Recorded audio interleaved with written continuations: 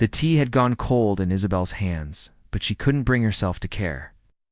Across the kitchen table, her mother's fingers trembled against the worn wood, and her father stood frozen at the window like a man watching his own execution. The silence stretched between them, thick with unspoken words and the weight of something terrible approaching. "There's no other way," her father finally said, his voice barely above a whisper.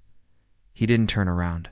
Couldn't, maybe. Isabelle set down her mug with deliberate precision. At 25, she had learned to read the spaces between words, the way guilt hung in the air like smoke.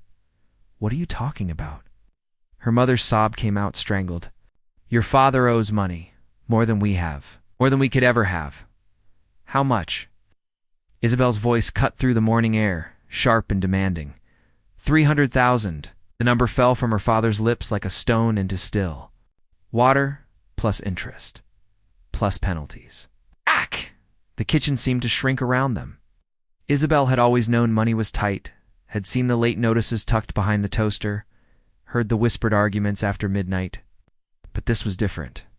This was drowning. "We'll figure it out," she said, though her mind was already calculating. Her job at the design firm paid barely enough to cover her student loans. Her parents' restaurant had been struggling for years. "We'll sell the house, get a loan, something."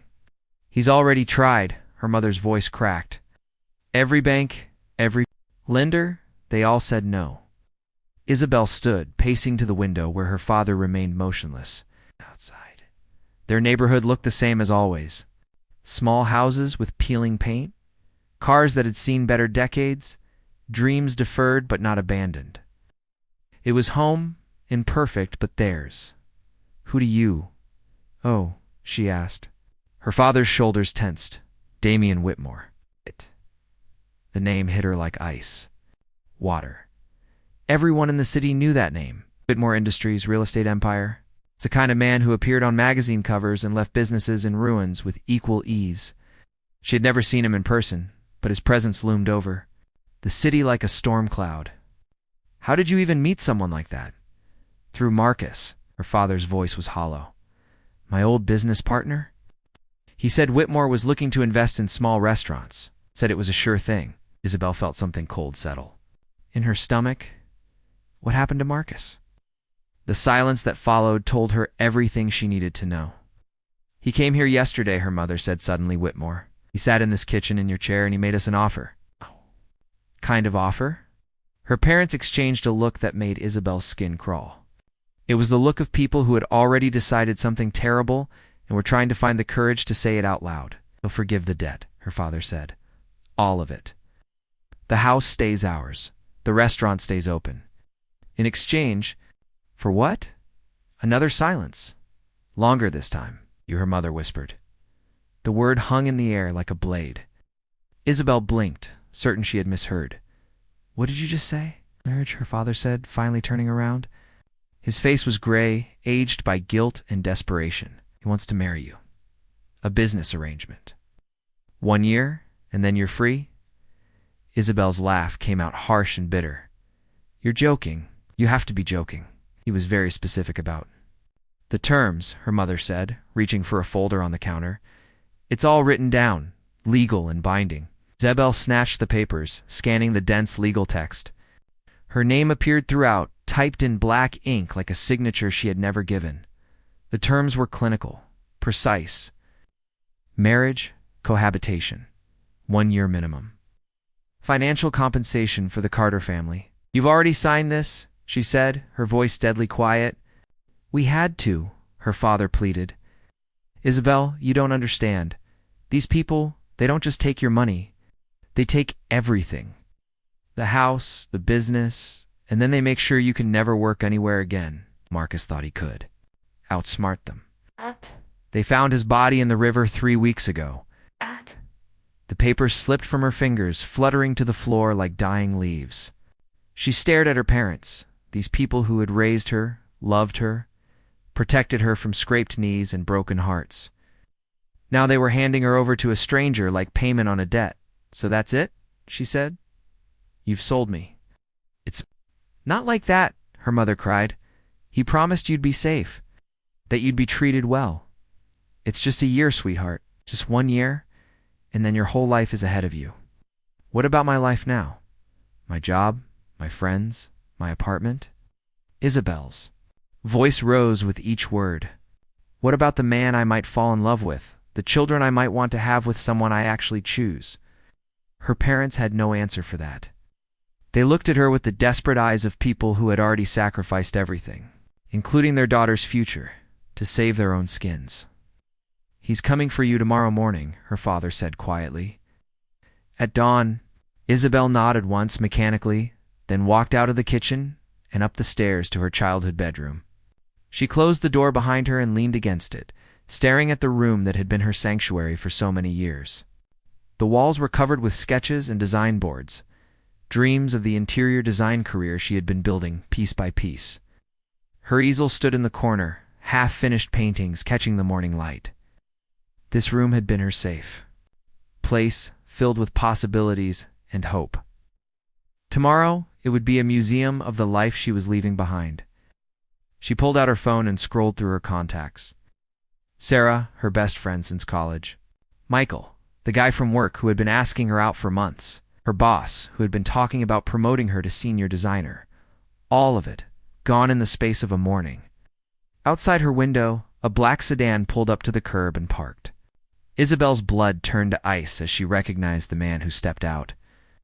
Tall, broad-shouldered, wearing a suit that probably cost more than her parents made in a month.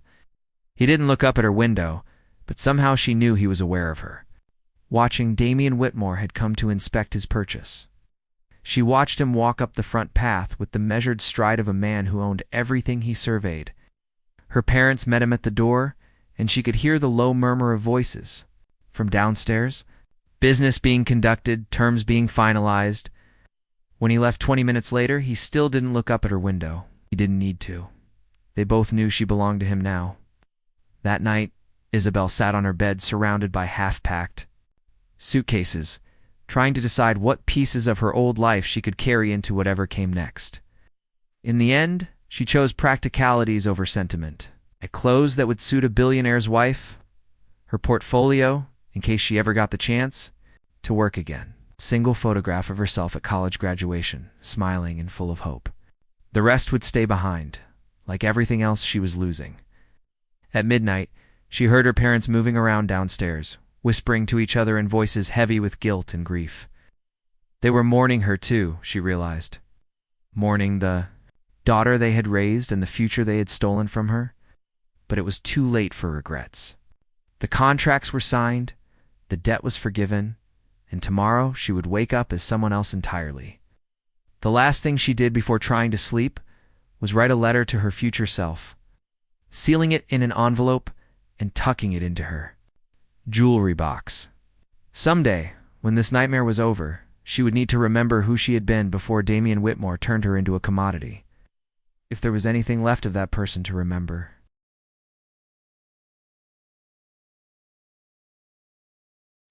The car that arrived at dawn was not what Isabelle expected. She had imagined something ostentatious, dripping with wealth and intimidation. Instead, a modest black sedan pulled up to her childhood home, so unremarkable it could have belonged. To anyone, the driver who knocked on her door was equally ordinary, middle-aged, kind eyes, wearing a simple gray uniform. Miss Carter. I'm Robert. Mr. Whitmore sent me to collect you. Her single suitcase felt impossibly heavy as she carried it to the car. Her parents stood in the doorway looking like mourners at a funeral. Her mother reached for her, then let her hand fall, understanding that some bridges, once crossed, led to places where comfort couldn't follow. Take care of yourself, her father said, the words barely audible. Isabelle nodded but didn't speak. If she opened her mouth, she might scream, and she refused to give them the satisfaction of seeing her break. The drive through the city was a journey between worlds. Her neighborhood gave way to business districts, then to the kind of residential. Areas where houses hid behind gates and privacy hedges. The further they traveled from everything she knew, the more the architecture changed. Modest became elegant. Elegant became imposing. Imposing became overwhelming. First time seeing the estate, Robert asked, glancing at her in the rearview mirror.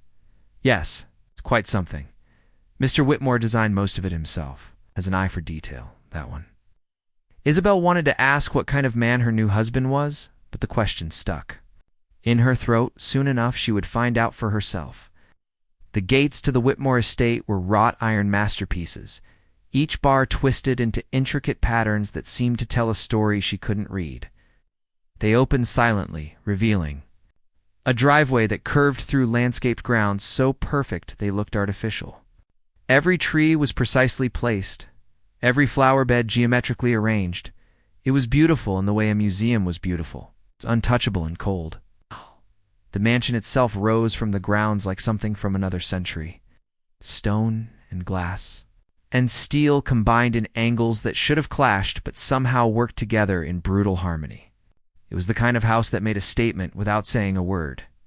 Robert carried her suitcase to the front door, where a woman in a crisp black dress was waiting. "Miss Carter, welcome. Mrs. Chen, the house manager. Mr. Whitmore is in his office, but we'll see you shortly." The inside of the house was even more intimidating than the exterior. Marble floors that reflected everything like still water. Ceilings that soared so high they seemed to disappear into shadows. Art on the walls that probably cost more than most people made in a lifetime. Everything was perfect, pristine, untouched by human warmth. "Your room is this way," Mrs. Chen said, leading her up a staircase that curved like a frozen waterfall. The guest suite she was shown to was larger than her entire apartment had been. Floor-to-ceiling windows overlooked the gardens, letting in streams of light that illuminated furniture that belonged in magazines. The bed could have slept for people comfortably. Sitting area with leather chairs faced a fireplace that had never been used. The bathroom was a temple of marble and gold fixtures. "Dinner is served at 7, Mrs. Chen explained. "Breakfast at 8, lunch at 1. Mr. Whitmore keeps regular hours. If you need anything, there's a phone by the bed." When she was alone, Isabelle sat on the edge of the massive bed and tried to process what her life had become. Everything around her was expensive, beautiful, and utterly impersonal. She could live here for 100 years and never leave a mark on it. A soft knock interrupted her thoughts. "Come in." The man who entered was not what she had expected either. Whitmore in person was somehow both exactly like his photographs and completely different. The cameras had captured his sharp features, his imposing height, the way he wore expensive suits like armor. But they had missed the intelligence in his dark eyes, the carefully controlled energy that seemed to radiate from him like heat from a fire. "Miss Carter." His voice was deep, controlled, giving nothing away. "I trust your accommodations are satisfactory." "They're fine." He studied her for a moment, and she had the unsettling feeling that he was cataloging details about her the way she might examine a painting, taking in the way she held herself, the defiance in her posture, the careful neutrality of her expression. "I have some papers for you to sign," he said, producing a leather folder from his jacket, "additional terms to our arrangement." Isabelle took the documents and scanned them quickly. More legal language, more clauses and conditions. One section caught her attention and made her blood run cold. "Consummation," she read aloud. "A formality. The marriage must appear legitimate to outside observers. There are business considerations that require a convincing performance." Performance. The word tasted bitter in her mouth. "Is that what this is to you?" "What this is," he said, his voice never changing tone, "is a business transaction. Nothing more, nothing less. You fulfill your obligations under the contract, and your family's debt disappears. It's quite simple." Simple. Isabelle set the papers aside and stood, meeting his gaze directly. "Tell me something, Mr. Whitmore. What did my father do to you that was worth buying a human being?" For the first time, something flickered across his face. Not emotion exactly, but a crack in the perfect control he maintained. "Your father destroyed someone I cared about, someone who trusted him and paid for that trust with her life. And now you're destroying me to get even. I'm giving you a comfortable life for 1 year. Many women would consider that generous. Many women weren't sold by their parents to pay off gambling debts. The silence that followed was sharp enough to cut. Damian moved to the window, looking out at his perfectly manicured grounds. "The wedding is in 3 days. A small ceremony. Just the necessary witnesses. You'll need appropriate clothing. Mrs. Chen will arrange for a seamstress." "How romantic." "Romance," he said, turning back to her, "is a luxury neither of us can afford. This is business, Miss Carter. The sooner you accept that, the easier this year will be for both of us." After he left, Isabelle sank back onto the bed and stared at the ceiling. 3 days. In 3 days, she would legally belong to a man who saw her as nothing more than a means to an end, a way to settle an old score with her father. That evening, she dressed carefully for dinner, choosing a simple black dress that was elegant without being provocative. If this was to be a performance, she would give him one. She would be the perfect wife in public, the flawless ornament on his arm. But in private, she would make sure he knew exactly what she thought of their arrangement. The dining room was as imposing as the rest of the house. A table that could seat 20, set for 2 at opposite ends. Crystal glasses that caught the light from an enormous chandelier. China so delicate it looked like it might shatter if you breathed on it wrong. Damian was already seated when she arrived, reading something on his phone while picking at a salad. He looked up when she entered, his eyes taking in her appearance with the same clinical assessment he had used earlier.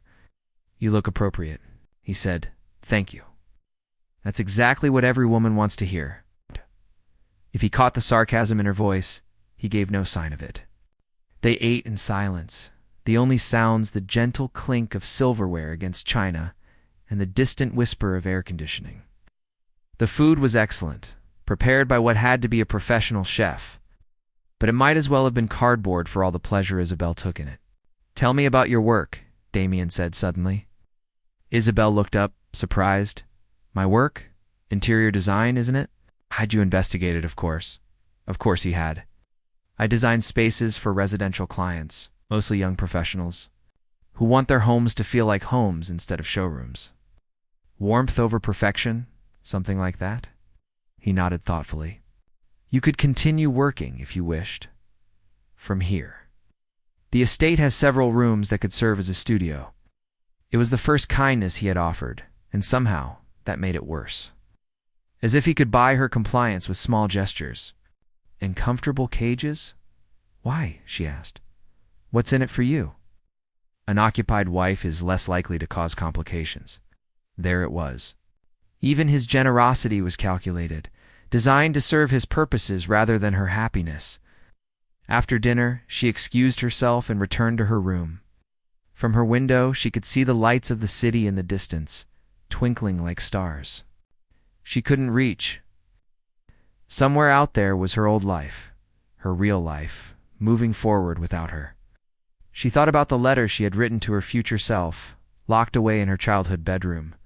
By the time she read it again, would she even remember the woman who had written it? Or would Damian Whitmore's careful performance transform her into someone else entirely? Only time would tell. But as she prepared for bed in her golden cage, Isabelle made herself a promise. She would survive this year, whatever it took. And when it was over, she would make sure that everyone who had traded away her freedom paid the price for their choices. Starting with her husband. The wedding dress arrived on a Tuesday morning, carried by 3 assistants from the city's most exclusive boutique. Isabelle watched from her window as they carried the garment bags up the front steps.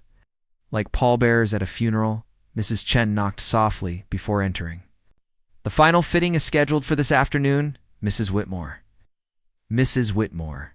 The name sat strangely in Isabelle's mouth when she tried it, like wearing clothes that belonged to someone else. The dress was everything she had never wanted. For her wedding day, ivory silk that flowed like water, hand-sewn beading that caught the light with every breath. A train that would require 2 people to manage. It was a masterpiece of craftsmanship, and it felt like a costume for a role she had never auditioned for. "It's beautiful," the seamstress said, making final adjustments to the hem. "You'll be the most elegant bride in the city." Isabelle stared at her reflection in the 3-way mirror and saw a stranger. The woman looking back at her was perfect, polished, expensive. Everything Isabelle Carter had never been, everything Damian Whitmore's wife needed to be. "Is the groom pleased with the selection?" the seamstress asked Mrs. Chen. "Mr. Whitmore doesn't concern himself with such details," Mrs. Chen replied diplomatically. "Of course he didn't." Isabelle was just another business acquisition to him, like a piece of art or a vintage car. As long as she looked appropriate and fulfilled the terms of their contract, her personal preferences were irrelevant. That evening, she found herself in the estate's library, a room she had discovered during her careful exploration of her new prison. Floor-to-ceiling shelves lined the walls, filled with first editions and leather-bound classics. It was the warmest room in the house, with Persian rugs on the hardwood floors and reading chairs that actually looked comfortable. She was browsing the poetry section when Damian appeared in the doorway. "Finding everything you need?" he asked. "Your collection is impressive. Do you actually read any of these, or are they just for show?" He moved to a shelf near the window and pulled out a worn copy of something by Hemingway.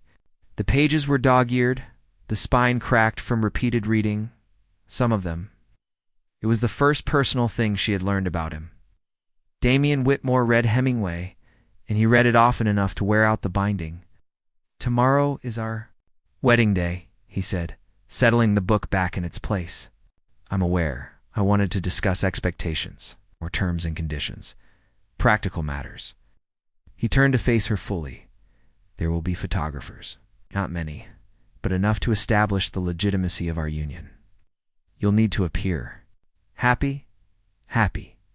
Isabelle set down the volume of Dickinson she had been holding. "You want me to smile for the cameras while you parade your purchased bride around? I want you to fulfill your obligations under our agreement. And if I refuse, if I tell everyone exactly what this is..." His expression didn't change, but something shifted in his posture. A subtle tension that reminded her of a predator preparing to strike. "Then your parents lose everything. The house, the restaurant, their retirement savings. And your father goes to prison for the embezzlement charges I've been holding in reserve." The words hit her like a physical blow. "Embezzlement? Your father didn't just borrow money from me, Miss Carter. He stole it. From the restaurant's employees, their pension fund, their children's college savings. I have documentation of every transaction, every forged signature. The only reason he's not already in a cell is because I find this arrangement more satisfying than simple revenge." Isabelle gripped the back of a reading chair to steady herself. "You're lying. I never lie. It's inefficient." He pulled out his phone and showed her a screen full of financial documents, bank transfers, altered records. Her father's signature appeared again and again, authorizing transactions that had robbed dozens of families of their futures. "Marcus wasn't just your father's business partner," Damian continued. "He was trying to expose the theft when he died. Not an accident, as I'm sure you've realized by now." The room seemed to spin around her. Everything she thought she knew about her situation, about her father's debt, about the choice that had brought her here, was a lie. Her father hadn't just gambled away their future. He had stolen it from people who trusted him. "So you see," Damian said, his voice gentle in a way that made it more terrifying, "this marriage isn't just about settling a debt. It's about preventing a much larger catastrophe. Your cooperation ensures that 20 families keep their homes, their savings, their faith in humanity. Your refusal destroys all of that, along with your parents' freedom." Isabelle sank into the reading chair, her legs no longer able to support her. "How long have you known about the embezzlement?" "Years. About Marcus's investigation. Long enough to let him get close to the truth before I intervened. You had him killed. I had him transferred to a position where he could do less damage. His death was an unfortunate consequence of his own poor choices." The casual way he spoke about a man's death, about the lives he held in his hands like chess pieces, made Isabelle's skin crawl. She was married to a monster. Not just a cold businessman, but someone who destroyed lives without hesitation or remorse. "The families Marcus was trying to help," she said quietly. "Do they know what my father did?" "Not yet. They will if our arrangement ends prematurely." She closed her eyes and tried to find some corner of this nightmare that made sense. Her father had stolen from innocent people. Marcus had died trying to expose him. Damian held the evidence that could destroy dozens of lives, and he was using it to keep her trapped in a marriage that served his own twisted sense of justice. "What do you want from me?" she asked. "Exactly what we agreed. 1 year of marriage. Public appearances when required. The convincing performance of a woman who chose this life willingly, and after the year is up, you're free to go. The evidence of your father's crimes disappears. The families he stole from received generous, anonymous donations that more than compensate for their losses. Everyone gets what they need, except Marcus.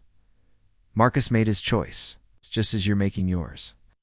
Isabelle opened her eyes and looked at him. Really looked at him, trying to see past the expensive suit and controlled demeanor to whatever lay beneath. What she found there was worse than anger or cruelty. It was emptiness, a void where empathy should have been. Who was she? Isabelle asked, the woman my father destroyed? For the first time since she had met him, Damian's composure cracked. Just for a moment, just long enough for her to glimpse something raw and wounded behind his eyes. Her name was Alyssa, he said. She was my sister. The words hung in the air between them like smoke from a dying fire. His sister, not a lover, or a business partner, but family. The only family he had left, judging by the way he said her name. What happened to her? She invested her trust fund in your father's restaurant? Every penny she had, because she believed in his vision of bringing authentic cuisine to working families. When the money disappeared, she lost everything. Her apartment, her car, her savings. She was too proud to come to me for help, too ashamed to admit she had been swindled by a man she considered a friend. Isabelle could see where this was leading, and she didn't want to hear it. But she had asked the question, and now she had to live with the answer. She took her own life 3 months later, Damian said. Left a note apologizing for being so stupid, so trusting. She died believing that. Her only crime was having faith in people. Silence that followed was deafening. Isabelle understood now why he had bought her like a piece of property, why he spoke about their marriage like a business transaction. In his mind, she wasn't a person. She was payment for a debt that could never truly be settled. I'm sorry, she said and meant it. Your sympathy doesn't bring her back. No, but maybe it means something that someone else knows her name, knows what happened to her. He studied her for a long moment, as if trying to decide whether her words were genuine or just another performance.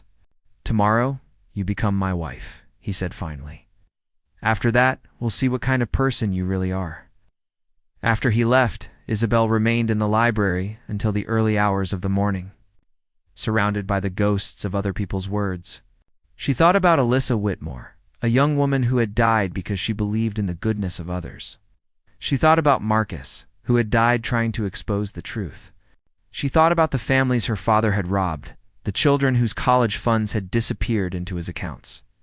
And she thought about tomorrow, when she would walk down the aisle toward a man who saw her as the final payment on a debt written in blood and betrayal. The wedding dress hung in her closet like a beautiful shroud, ivory silk that would transform her into Mrs. Damian Whitmore, a woman who existed only to serve his need for revenge. But as she finally made her way to bed, Isabelle realized something. That would have surprised her new husband. She understood him now, not enough to forgive him, but enough to recognize the wounded animal behind the predator's mask. And maybe, just maybe, that understanding would be the key to surviving what came next. The wedding ceremony lasted exactly 18 minutes, Isabelle had counted. Watching the antique clock on the mantel as she spoke vows that felt like lies and promises she had no intention of keeping. The judge, a thin man with kind eyes, who clearly had no idea what kind of arrangement he was legitimizing, pronounced them husband and wife with the same cheerful efficiency he might have used to validate a parking permit. There were exactly 6 witnesses. The photographer Damian had hired, discreet and professional, Mrs. Chen, who had pressed a small bouquet of white roses into Isabelle's hands at the last moment. Robert the driver. 2 men in expensive suits who never gave their names, but watched everything with the careful attention of people whose job it was to notice details, and her parents. They had arrived that morning without warning, dressed in their best clothes and carrying their shame like heavy coats they couldn't remove. Her mother had wept through the entire ceremony. Her father had stood rigid as a statue, his face gray with the knowledge of what he had cost his daughter. "You look beautiful, sweetheart," her mother whispered during the brief reception afterward, like a princess. Isabelle wanted to laugh. At the irony, Princesses in fairy tales were rescued by their princes, but she had been sold to hers. "Thank you for coming," she said instead, because what else was there to say? Her father approached as her mother moved away to speak with Mrs. Chen. Up close, he looked like he had aged a decade in the past week. "Isabelle, I need you to know, don't." The word came out sharper than she had intended. "Whatever you're about to say, just don't. I never meant for any of this to happen. But it did happen. And now we all have to live with the consequences." He nodded, understanding that some bridges, once burned, could never be rebuilt. "If you ever need anything, ... I won't." After the guests left, Isabelle found herself alone with her new husband. In the mansion's main drawing room, the photographer had gotten his shots. The legal requirements had been met. The performance was over. Now, they were just two strangers wearing wedding attire, surrounded by the echoes of promises neither of them had meant. "Well," she said, smoothing the silk of her dress. "That was memorable. It served its purpose." "Which was what exactly? Public confirmation that you own me now?" Damian loosened his tie, the first genuinely human gesture she had seen from him. "All day. Public confirmation that our arrangement is legitimate. There are business interests that required evidence of a stable personal life. Business interests." Isabelle kicked off the elegant heels that had been pinching her feet for hours. "Is that what I am now? A business interest? You're my wife. On paper, where it matters." She studied his face, looking for some sign of what he was thinking. The man who had spoken about his sister with such raw pain seemed to have disappeared, replaced by the cold executive who treated human relationships like corporate mergers. "So what happens now?" she asked. "Do we shake hands and retire to separate wings of the house? Do you have a contract addendum that covers post-wedding protocol? Something?" Flickered across his expression, amusement maybe or irritation. "Now we have dinner. Mrs. Chen has prepared something special to mark the occasion." How romantic. Romance was never part of our arrangement. The dining room had been transformed for their wedding dinner. Candles flickered on the massive table, casting warm light over china that probably cost more than most people's cars. Fresh flowers, not the funeral arrangements that usually adorned the room, but something softer, more alive. For a moment, Isabelle could almost pretend this was real. They ate in relative silence, the weight of the day settling between them like fog. The food was exquisite, the wine older than she was, the setting worthy of a magazine spread. It was everything a wedding dinner should be, except for the complete absence of joy or affection between the bride and groom. "I have something for you," Damian said, as they finished the main course. Isabelle looked up, surprised. "A wedding gift?" He produced a small velvet box from his jacket pocket. Inside was a ring, not the simple band they had exchanged during the ceremony, but something extraordinary. A sapphire the color of midnight, surrounded by diamonds that caught the candlelight like trapped stars. "It belonged to my mother," he said, his voice carefully neutral. "Alyssa was supposed to wear it at her wedding." The ring was beautiful and tragic, a symbol of love that had been lost in dreams that would never be fulfilled. Isabelle stared at it, understanding the weight of what he was offering her. "I can't wear this." "Why not?" "Because it's not mine. It should have been hers. Alyssa is dead. The ring needs someone who can honor its history." Isabelle took the box and closed it, gently. "Find someone who loves you, someone who chose to be here." For a moment she thought he might argue with her. Instead, he took the box back and tucked it into his jacket. "As you wish." Dinner. They walked through the gardens in silence. The evening air was cool, scented with jasmine and the promise of rain. Isabelle had changed out of her wedding dress into something simpler, but she still felt like she was wearing a costume. "Tell me about your sister," she said as they paused, beside a fountain that tinkled softly in the darkness. "What do you want to know?" "What she was like. Not how she died, but how she lived." Damian was quiet for so long she thought he wouldn't answer. When he finally spoke, his voice was softer than she had ever heard it. "She laughed at everything. At movies, terrible jokes, my attempts at cooking." She had this theory that laughter was the only honest response to how absurd life could be. He touched the edge of the fountain, his fingers trailing in the water. She wanted to open a restaurant that served comfort food to people who couldn't afford comfort. Said everyone deserved to feel welcomed somewhere. She sounds wonderful. She was naive, trusting to a fault.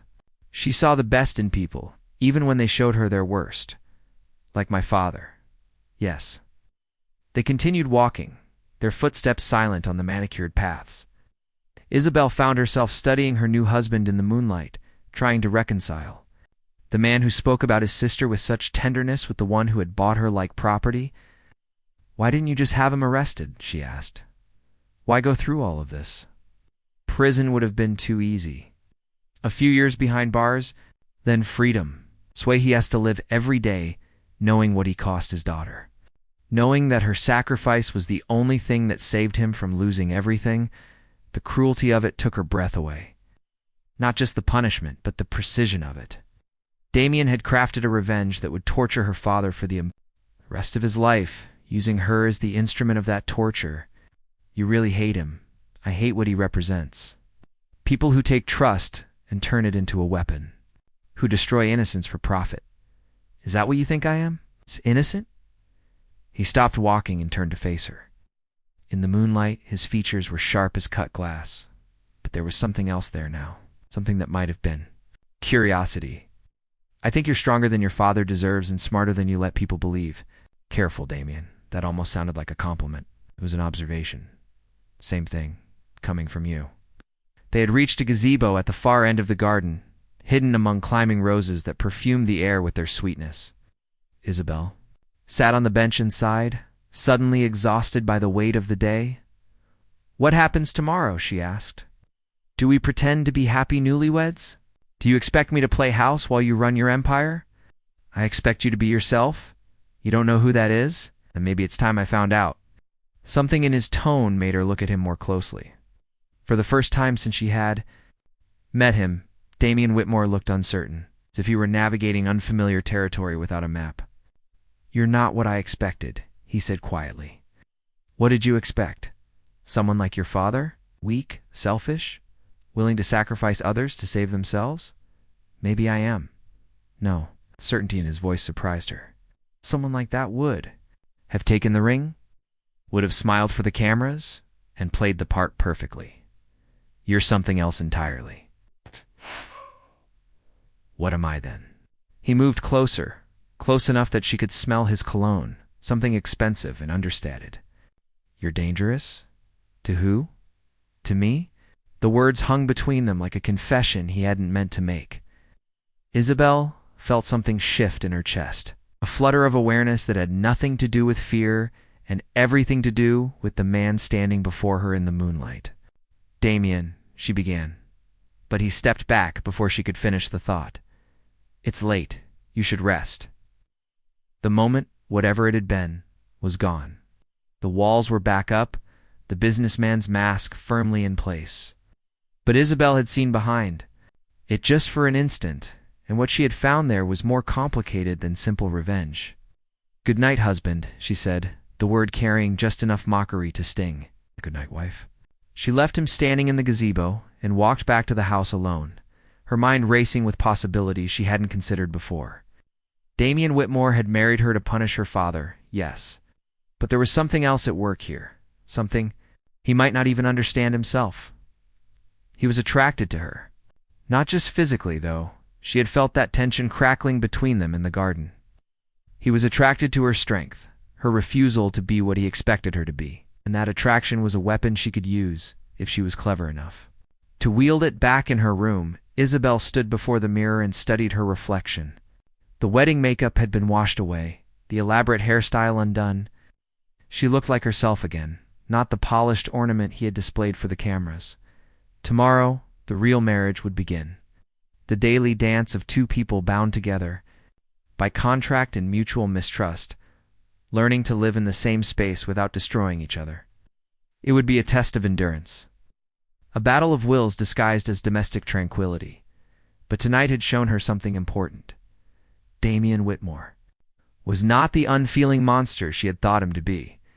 He was a man capable of love, of grief, of uncertainty, a man who could be moved, influenced, maybe even changed. And if she could change him, she might just be able to save herself. As she prepared for bed, Isabelle caught sight of the small velvet box sitting on her dresser. Damian had left it there. While she was changing, along with a note written in his precise handwriting, "For when you're ready to honor its history," she opened the box and stared at the sapphire ring, so beautiful it almost hurt to look at. It had been meant for a woman who had believed in love, who had trusted in the goodness of others. Now it was being offered to a woman who had been bought and sold like merchandise. But maybe, Isabelle thought, as she closed the box and tucked it away, that woman could learn something from Isabelle Whitmore about the power of believing in people, even when they had given her every reason not to, even when those people had made themselves her enemies.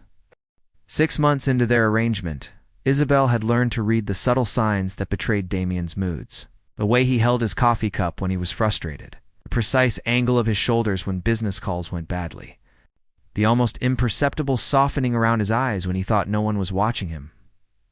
She had also learned that he worked 18-hour days, survived on 4 hours of sleep, and had nightmares that made him pace the halls at 3 in the morning. She knew because she had started leaving her door open at night, listening for the sound of his footsteps on the marble floors. At first, it had been simple curiosity about the man she was bound to. Now it was something else, something she wasn't ready to name. "You're up early," Damian said, finding her in the kitchen at dawn, nursing her second cup of coffee. Couldn't sleep. He poured himself coffee from the same pot, standing close enough that she could feel the warmth radiating from his body. Somewhere along the way, they had developed these small intimacies, shared morning coffee, comfortable silences, the ability to exist in the same space without the electric tension that had defined their early interactions. "The Hartwell project is moving forward," he said, settling into the chair across from her. "Thanks to your suggestions." 3 months ago, he had surprised her by asking for her opinion on a residential development he was financing, not as his wife making polite conversation, but as a professional whose expertise he respected. Her ideas about creating community spaces within luxury developments had impressed him enough that he had hired her as a consultant. Working together had changed things between them. Not everything, but enough to matter. "I'm glad it's working." "Out. You're wasted on small residential projects," he said, not for the first time. "You should be designing spaces that impact thousands of people, not just individual families." "Maybe someday. Why not now?" She looked at him across the kitchen table, this man who had bought her freedom and was now offering to expand it in ways she had never imagined. 6 months ago, she would have seen manipulation in the gesture. Now she wasn't sure what to call it, because in 6 months, this arrangement ends, and I'll need to rebuild my life from scratch. Taking on projects that require years of commitment doesn't seem wise under the circumstances. Something flickered across his face, disappointment, maybe, or regret. "About that," he said carefully, "there's something we need to discuss." Isabelle set down her coffee cup, her heart rate suddenly accelerating. "What kind of something?" "Rosewood Industries merger. It's more complicated than I anticipated, and it's going to require a longer timeline to complete properly." "What does that have to do with our arrangement?" "The merger requires absolute personal stability from all parties involved. Any suggestion of instability in my marriage could jeopardize 800 jobs and millions in investment." Seemed to shrink around them. "How much longer? Another year? Possibly 2. Isabelle stared at him, trying to process what he was saying. Their contract had been for 1 year. She had been counting down the days, planning for her freedom, imagining the life she would build when this nightmare ended. "You're changing the terms," she said quietly. "I'm asking you to consider an extension." "With what incentive? More money from my parents? Another year of being your property? You're not my property?" The words came out sharp, almost angry. "You're my wife. Same thing, isn't it?" He stood abruptly, pacing to the window that overlooked the gardens. "Is it so terrible? This life we've built together?" The question hit her like a physical blow because she couldn't answer it honestly. The truth was that their life together wasn't terrible at all. It developed a rhythm, a partnership that went beyond the business arrangement. That had brought them together. She looked forward to their morning conversations, their evening walks, The way he asked for her opinion on things that mattered to him. But it was still a cage, no matter how comfortable the bars. "That's not the point," she said. "Then what is?" "The point? Choice. The point is choice, Damian. You took that away from me the day you bought me from my parents. I saved you from your parents. I'm making me your prisoner instead of theirs." He turned from the window, his face a mask of controlled frustration. What would it take? What would what take? To make you choose this. To want to stay. The question hung between them like a bridge she wasn't sure she was ready to cross. Because the terrifying truth was that part of her did want to stay. Not because of the security or the luxury, but because of the man asking the question. Somewhere in the past 6 months, she had started to fall in love with her husband. "No," she said honestly. "Then let me show you." Before she could ask what he meant, he was moving toward her, closing the distance between them with the deliberate grace she had come to associate with all his actions. When he reached her, he didn't touch her. Instead, he knelt beside her chair, bringing his eyes level with hers. "I know how this started," he said quietly. "I know what I did to you, what I took from you. But somewhere along the way, it became something else, something real. Damian, ... double quotes, I love you." The words came out stark and unadorned, without qualification or explanation. "I didn't plan it, didn't want it, fought against it for months, but it happened anyway." Isabelle felt tears she hadn't expected burning behind her eyes.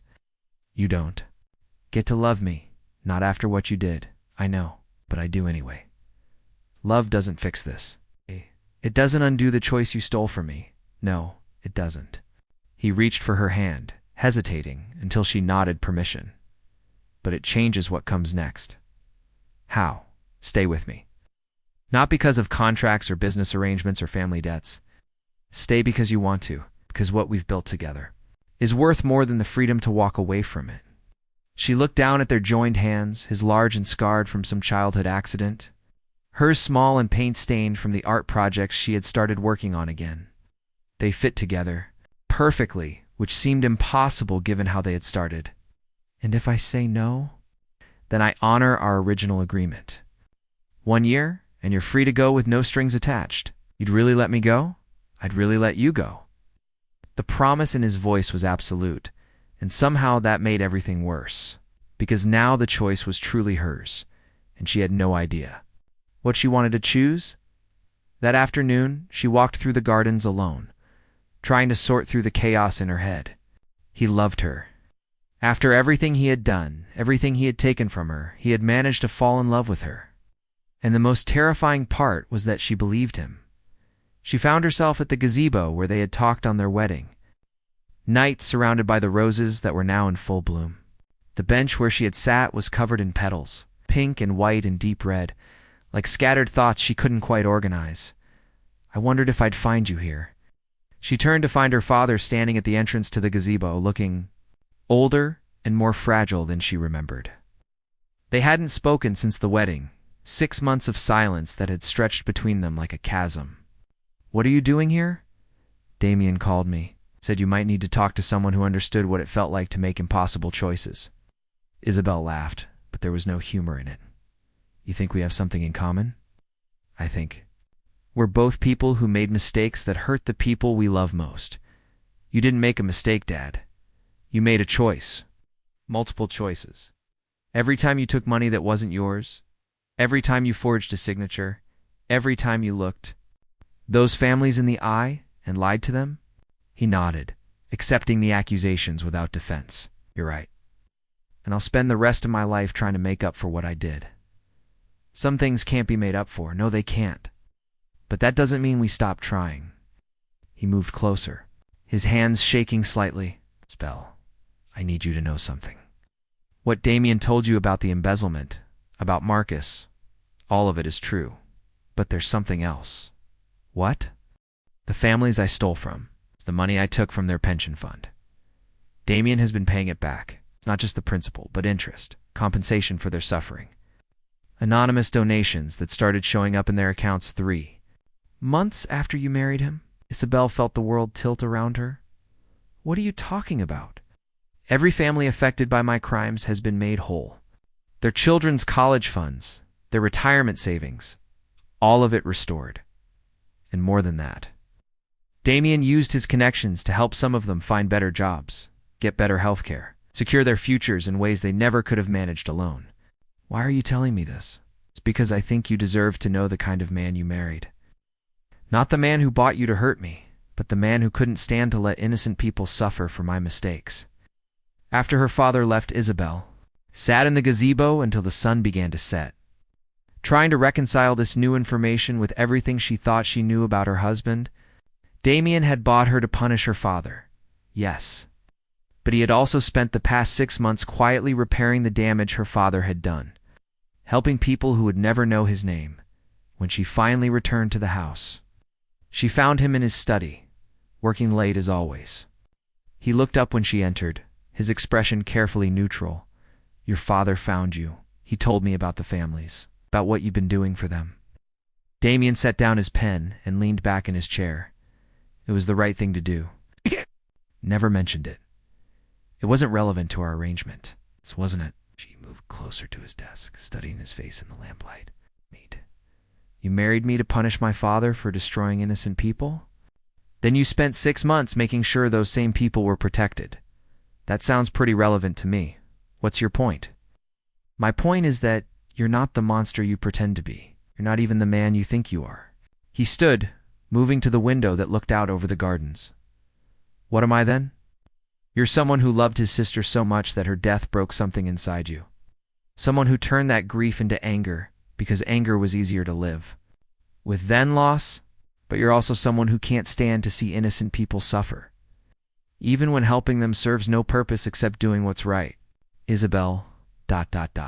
I'll stay.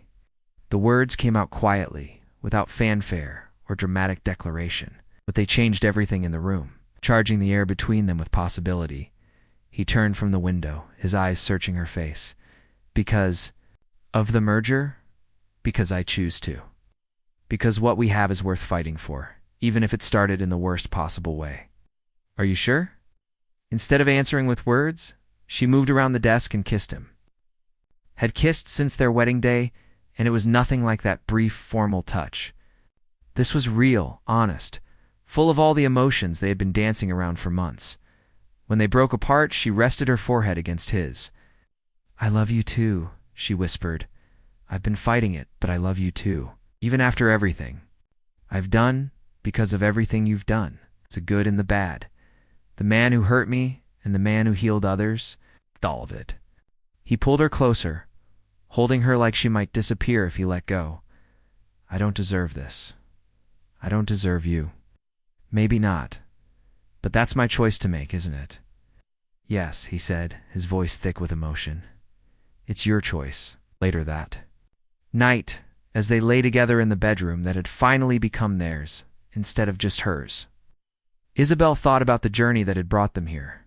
It had started with betrayal and debt, with parents who had sold their daughter and a man who had bought her for revenge, but it had become something else entirely. A love story built on the ruins of other people's mistakes. A second chance neither of them had expected to get. I have something for you, Damian said, reaching for the nightstand drawer. The velvet box he withdrew was familiar, but the ring inside seemed different somehow. Still beautiful, still valuable, but no longer a symbol of what had been lost. Now, it was a promise of what could be found. It belongs to you now, he said, slipping it onto her finger. Not because I'm giving it to you, but because you're choosing to wear it. The sapphire caught the moonlight streaming through the windows, deep blue as the night sky, surrounded by diamonds that sparkled like stars. It was perfect, and for the first time since she had seen it, it felt like it was meant for her. No more contracts, she said, admiring the way the ring looked on her hand. No more contracts, he agreed. Just us. Just us. Outside, the city sparkled with the lights of 8 million people living their complicated, messy, beautiful lives. Some of them were in love, some were in pain, some were making mistakes they would spend years trying to fix. Ow. All of them were human, flawed, and striving and hopeful, despite everything. Isabelle and Damian were part of that tapestry now. Not as a business arrangement or a contractual obligation, but as two people who had found their way to each other through the wreckage of their past. It wasn't the love story either of them had imagined, but it was theirs, and sometimes that was enough to build a whole new world on. The end asterisk, like this video if the story touched your heart. Subscribe for more emotional tales and share with someone who believes in the power of true love. And let us know in the comments. We love connecting with our global community of romance lovers.